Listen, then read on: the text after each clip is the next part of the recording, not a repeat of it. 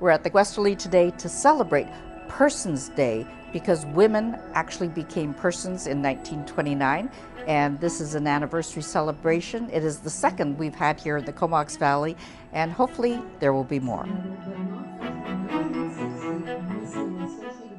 Not many people realize, but before 1929, women were not considered persons. They were considered chattels if they were married, or non-entities. They couldn't vote, they couldn't hold a role in politics. Luckily, that all changed in 1929.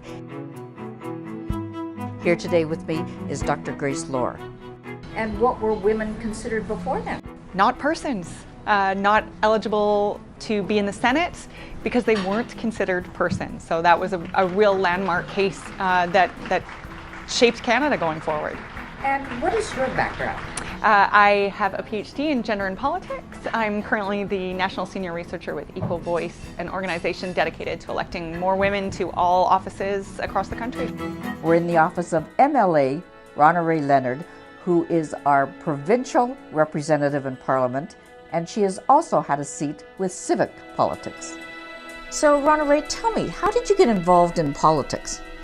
Well, it's a long journey, starting with when I was involved with affordable housing when we were first starting our family, and then rolling on from that was we were involved with a family place, and they needed people on the board of the community center, which rolled into saving a creek in East Vancouver, which just had salmon returned a few years ago for the first time in 80 years. And then we moved to the Comox Valley, and there was no rest from being involved in community. So every time you turn around, when you have kids and you want to see a better world, you step up. Like most people wanting a better life for their family, Ronna Ray found herself getting involved in making things better for her children. So making sure there was clean air, affordable housing, places to play. People who are activists who are getting involved, that is a great way to start. So women are always in a minority in politics. What do women need to do to get into politics? It's a big challenge.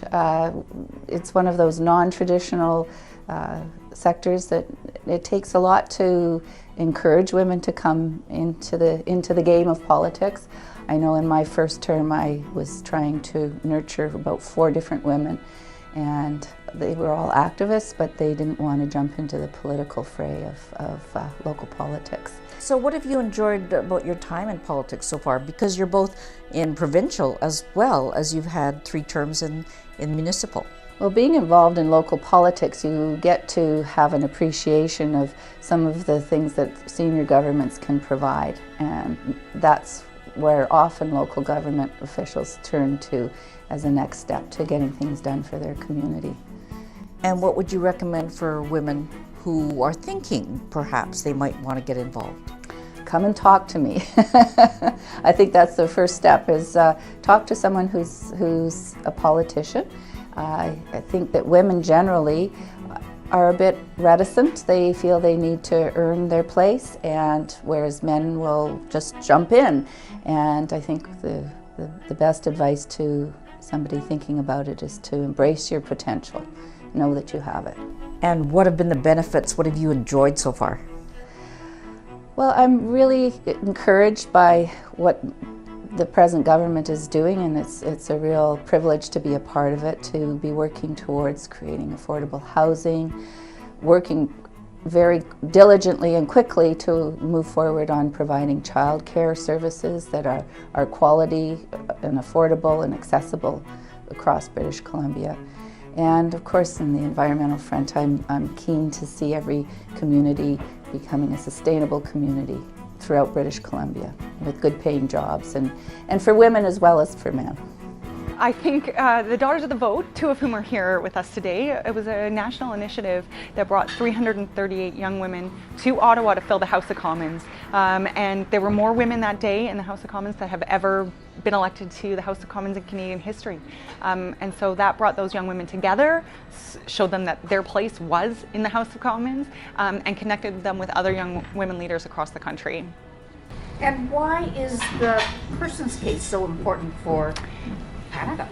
It's a real starting point, you know, to be recognized as people, as key players, as people who are individuals capable of participating in politics. You know, without that, where do we go from there? From the Comox Valley, this is Judy Murakami for Shaw TV.